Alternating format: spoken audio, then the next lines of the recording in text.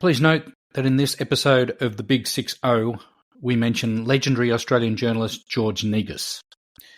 This episode was recorded just days before his passing, and we wish to acknowledge his immense contribution to Australian media while extending our heartfelt condolences to his family and friends.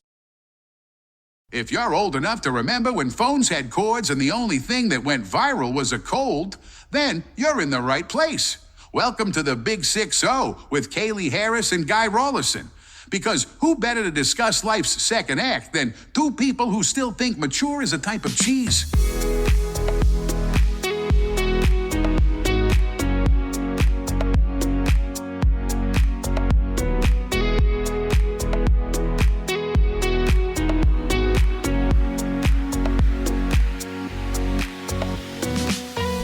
So, Kaylee, we grew up at a time when probably the evening news was the biggest event in the house. Well, probably besides who gets to sit next to the heater. But I remember watching things like the moon landing, which was pretty much like a movie back in the day, but your eyes were glued. Was there anything that little Kaylee sort of had her eyes glued on when it came to the telly? I remember as a kid, the 6 o'clock news was a ritual in my house, and everyone would sit around the TV and see what had happened because that was your main news source, right? As opposed to today when you can get your news anytime. I don't really remember becoming news aware until I was about 10 or 11 or 12 in the 70s.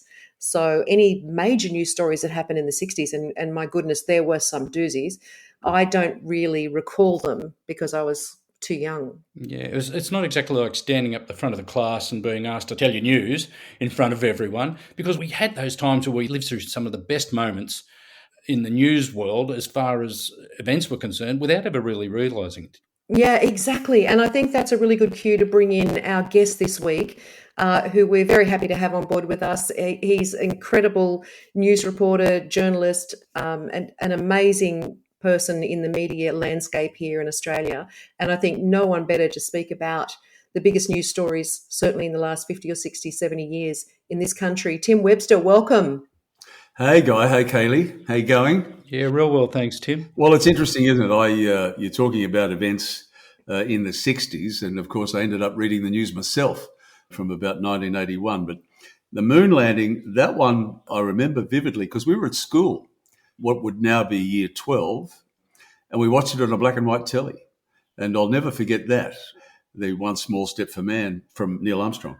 And I'll never forget that because it was, we're just all sitting there transfixed. And as you both know, I mean, in later years, people said, it was all staged. It was done on a Hollywood set, which is probably nonsense. I'm sure it is nonsense. But that one, vivid in the memory, along with, of course, the assassination of JFK. Now, I think I said to you, Kaylee, during the week, I was only 12, but my father was deeply affected by that. He was a very political person. My mum, not so much. And I remember him being really quite emotional about that. And that was, 1963. And I was 12. But the 60s and, Vietnam War, it was, and I grew up in the 60s. I grew up in the 60s as a teenager. And I suppose I became aware of the news then and through the 70s. And of course, since then, Kaylee, as you know, I've been involved in it, in broadcasting for, 50 plus years. So, they were interesting times, the 60s. It's certainly a long way from 2BS back in Bathurst, where you... Yeah. Is that where you got your start? That was where you got your start, wasn't it? It was, 2BS Bathurst in 1973, February 1973. And, well, we'll talk about the 70s later, but my great memories of the 70s are music, because I became a disc jockey and I love my music, as Kaylee knows. And goodness me, in the 70s, there were tours by the Eagles and Little Feat and the Doobie Brothers and Paul McCartney and Wings. And it was a hell of a decade for music and visiting acts that started to come here that sort of were coming in the 60s, but in the 70s, they really started to come. And you're talking those lot there, some of my favorite bands of all time. And I went to see all of them. So 70s was great. Let's go back to the early 60s. Would you say, Tim, Kennedy's assassination was the first really big news story of your life? From Dallas, Texas, the flash, apparently official, President Kennedy died at 1 p.m. Central Standard Time, 2 o'clock Eastern Standard Time, some 38 minutes ago. Yeah, because of Dad, I mean, as I say, I was 12, but he was, and I mean, really emotional about it. And at the time, he said, "Oh, it's got to be the Russians," you know, because everyone just assumed that. And there's been the Warren Commission. There's been any number of reports into it over the years as to who did it. And interestingly, to you both, I watched that movie, The Irishman, recently, where Al Pacino magnificently plays Jimmy Hoffa. And in that period from JFK to Bobby, I mean, the mafia absolutely hated Bobby Kennedy. And that whole period of the Kennedys after the assassination, but everyone thought at the time, you probably both remember, oh, look, Lee Harvey Oswald was a pawn of the Russians. You know, he did it for them. But yes, I do. As I say, I was only 12, but because my old man was, and he was honestly for a long time, really deeply affected by it because he was, in fact, my dad was a member of the Communist Party early in his life. And he's a left winger, worked for the main roads. And he was just so angry that anybody had dared to assassinate the president of the United States. I mean, the attempts had been made in the past, but because Kennedy was such a figure in his life, he was just horrified, absolutely horrified. And how things changed, though. I mean, you had the assassination attempt on Reagan in the 80s, Yep. and more recently of the former President Trump. Yeah. Has the public perception and the outrage, has that changed? Because, I mean, the Kennedy assassination was shattering, and there was anger and grief. There was shock with the Reagan assassination attempt, and yet it seemed that the public perception of the whole Donald Trump assassination was almost a side issue to the election and the person responsible and the CIA and the I don't know what your views are on that. Oh, look, it's the Americans and their guns, Guy. I mean, over the years, I mean, they just become almost immune to it, And president after president gets up there and says, "Oh, we got to do something about gun control," and they do a few things, but they're still back in the Wild West. I mean, they just don't understand this whole stupid thing about guns don't kill people, people kill people. Well, if you haven't got a gun, you can't kill people, can you? I mean, it's just the most stupid thing I've ever heard. And that amendment that allows them to carry guns, that's when it was a muzzle loader, for goodness sake, with a ball and powder and a bit of cloth. I mean, they just don't understand that. So I think you're right. I think they're almost they're just used to it, And it was like, oh, somebody tried to shoot Donald Trump, and it was a little bit of outrage. But Kennedy, that was genuine and grief, Guy and Kaylee. That was grief from the American people. I mean, he had his flaws, but they loved him. They really loved him, and it was just shock, horror, and grief. I remember my mother was deeply affected. You talk about your dad, Tim, but my mum was 8 months pregnant with me. I was born in January 1964, and I remember she told me years later that she wondered what kind of a world she was bringing a child into. And if you put it in the environment of the Cuban Missile Crisis, where the world was sort of ramping up towards, the Cold War, that was a very, very volatile time in the West, wasn't it, for people? So when Kennedy was shot, I think people think, my goodness, if they can get to the president, what's going to happen now? Well, people should realise, and maybe they don't if they're not old enough, that we're talking about the Middle East now, and on the brink of, and there's a lot of catastrophizing about it, war there. But we were very, very, very close to mutual assured destruction in the early 60s. Bay of Pigs, it was just an extraordinary thing. And there were battle cruisers cruising up and down the shores of the United States. And if you're not old enough to remember it, and not either really, I mean, I was 10 then, but when you read the history of it, gee, that was close, the two of you. I mean, and everyone realized it then. And, you were looking at nuclear destruction. And you probably both remember, you were told back in those days, if in the event of a nuclear missile coming your way, get under the desk and put your hands over your eyes. I mean, please. But that's what we were told back then. But look, you're talking about the possibility of it now. It was very, very real in 1962. Yeah, one of the first news events I remember being told I need to pay attention to as a kid, other than the moon landing, which I was just transfixed to, was the war in Vietnam. My parents had a lot of friends that had been conscripted, and I remember now they say, you need to sit down and watch what's happening on TV in the war, And it was a thing, 6 o'clock news, and the coverage, a lot different to coverage today. There was not the censorship on TV screens necessarily that we may have received today. What are your memories of not just, the war, but if it had an effect on you and your family and those around you? Oh, very much. I was in the ballot in 1969 and 1970, and I think from memory, it was a birthday thing. So they drew your ballot out according to your birthday, and mine's December 15. And I think they called out December 13 and December 16, so I missed out. And being, back in those days, and I was a chronic asthmatic as a kid, so I probably wouldn't have been taken anyway. But my mother was just terrified that I was going to be called up to go to Vietnam. And like a lot of young people back then in the late 1960s, I marched in the streets too, protesting about the war. And as we all got older, we realised how hideous it was for the blokes that went. And we all know that what Normie Rowe's experience was. And I think through Normie and our love of music, we realised how much it affected the young men who went. And they were treated so appallingly when they came back. And now we're embracing the fact that it wasn't their fault; they were sent. But that's you took late 60s into the early 70s, and anyone my age would have absolutely voted for Gough in 1972 because he said he was going to bring our troops home. It was just hideous. And when you think about that, both of you, that was probably the first war that we saw live on television.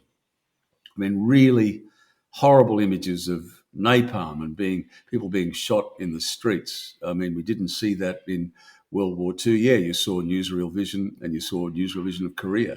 But Vietnam, we were almost watching it as we're now watching it. We're watching bombs dropping and killing people in the Middle East. But that was the beginning. We were starting to watch a war on television.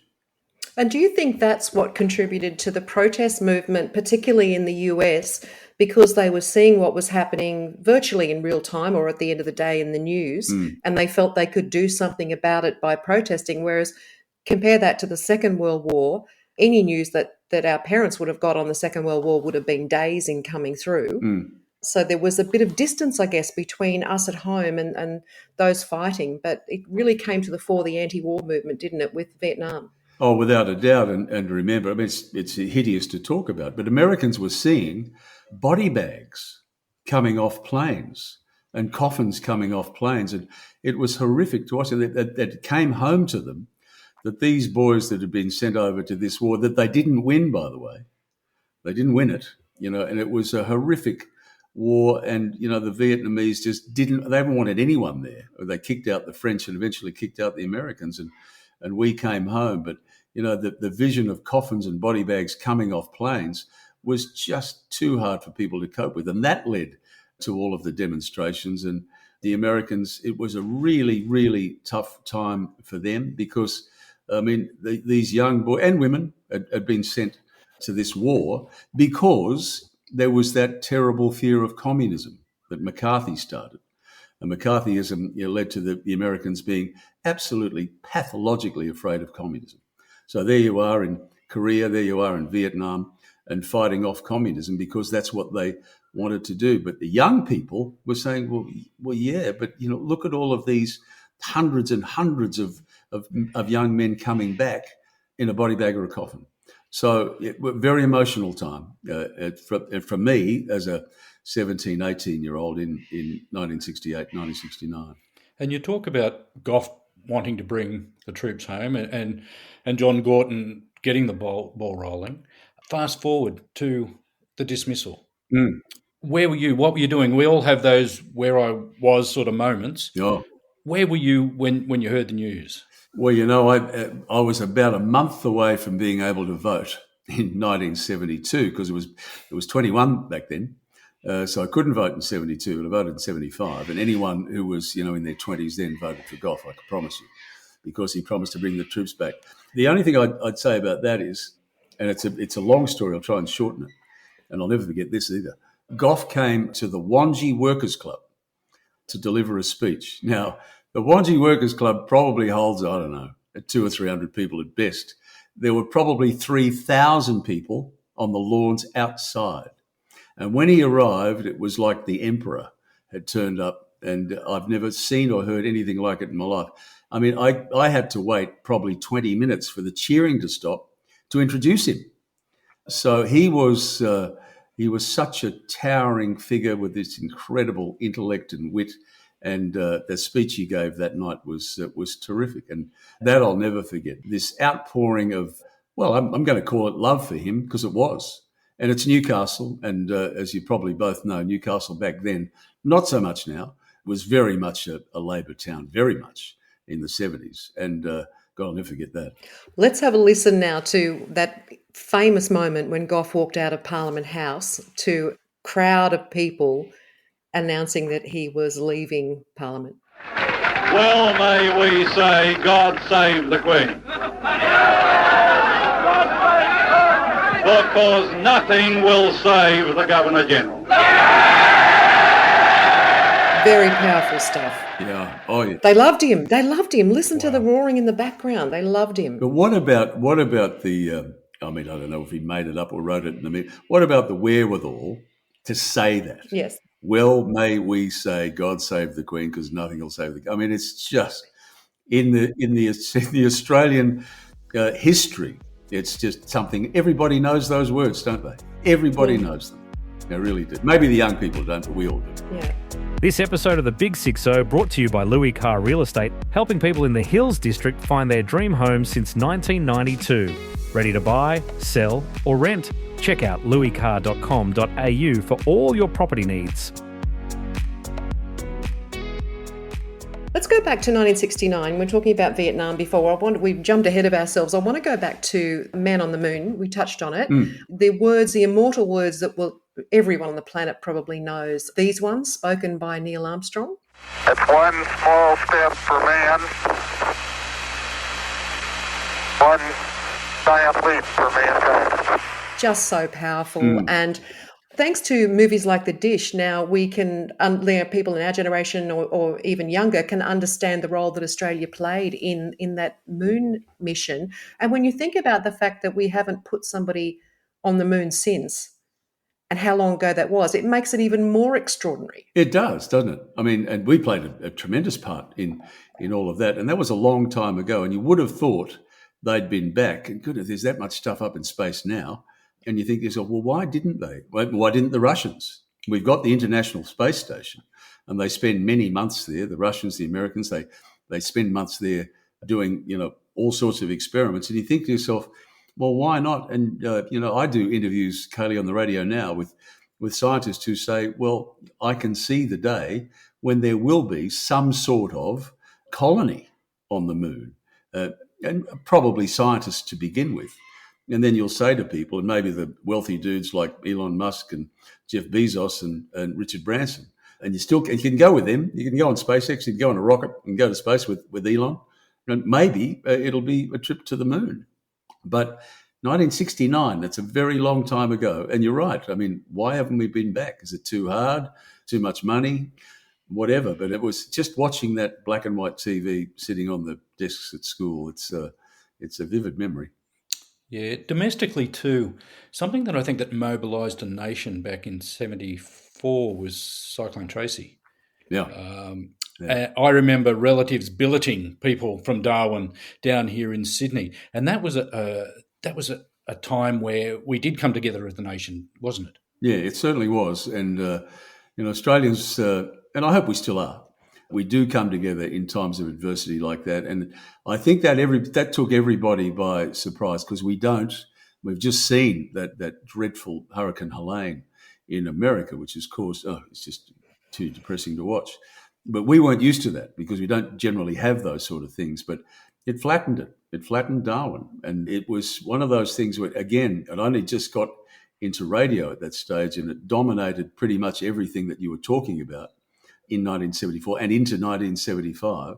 And the response of Australians, when there's adversity, Australians are terrific. And that, when you think about that in terms of everything we've endured, and we've endured plenty, there was probably Australians at their best, don't you think? The response to that, and the way it was able to be rebuilt, and the army was mobilised, and people were just chipping in and pitching in and helping, and it was It's hard to imagine that's 50 years ago too, hey? Yeah.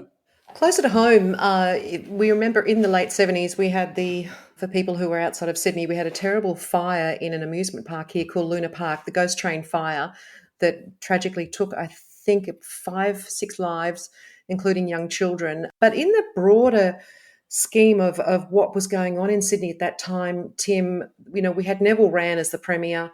There were a lot of undertones of corruption in the government, certainly at a state level at that time. What are your memories of that?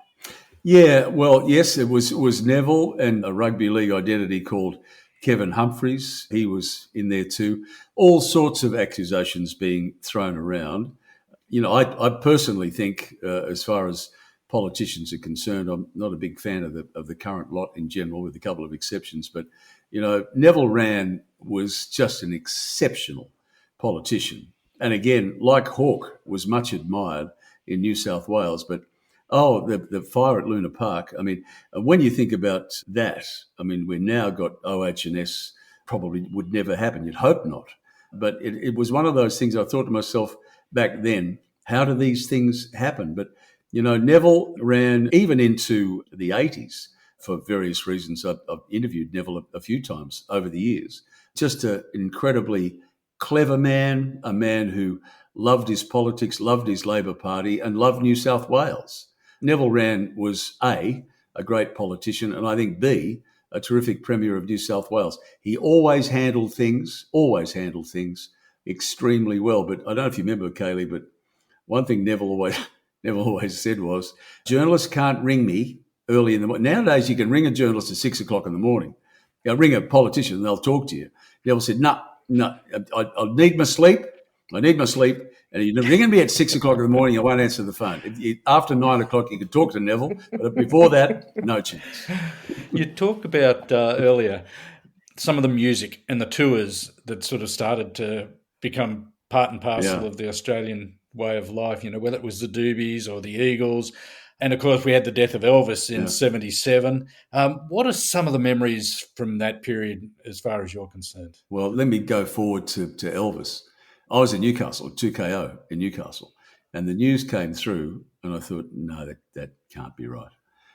It was right, and I was doing mornings, and I promise you, we spent the entire morning taking calls from mainly women who were just heartbroken, in tears on the phone, talking to us, and I spoke to them and played Elvis records for the whole morning. I think the radio station did that for the whole day, because no one could quite believe that. I mean, 42, and nobody really knew the sort of lifestyle he had until later. It was just Elvis, and everybody loved him, and it was just an extraordinary day on the radio, that, and for many weeks after that, as the aftermath, and people were saying, well, how could that possibly happen? And then you learned, what his lifestyle was. I mean, an extraordinary way to live, to, be, taking drugs to go to sleep, taking drugs to get up, and, going to the movies at 3 o'clock in the morning with all your mates, because it's the only place you could go, and you couldn't go any other time because he was Elvis. I mean, couldn't go out, really. I mean, that was, that's another day I'll never forget that one, the death of Elvis Presley. Oh, and by the way, I mean, the 70s, talking about the 70s, don't forget the first female prime minister in the UK, Margaret Thatcher. Yes, didn't she stir the pot? Yeah. Well, didn't she ever? And was the prime minister for a long time. People thought the Pommies like to be dictated to. Well, if you like to be dictated to, that's the woman for you. Margaret Thatcher. But remember that interview she did with George Negus? Yes, and George famous interview. George said to her, she said, people say that you're hard to deal with. And she said, well, who are these people? What people are you talking about? And George said, well, I get around and I speak to people, and people say that you're, and she just stared at him with this icy stare and said, who are they? I want to know who they are. And I just laughed. I mean, and George was a great journalist. Well, is a great journalist.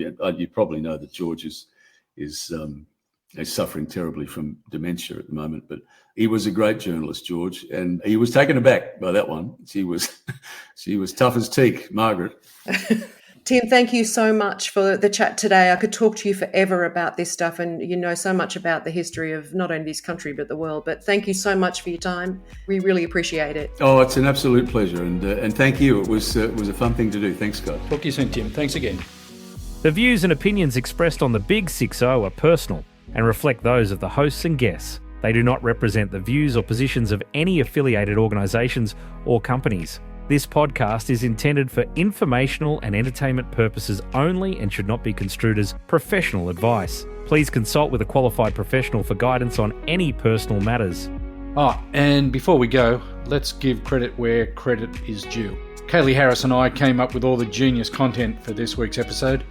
Our producer, Nick Abood, well, he keeps the lights on and makes sure we don't accidentally upload a cat video instead of a podcast. So thanks for keeping us on track, Nick. Nick?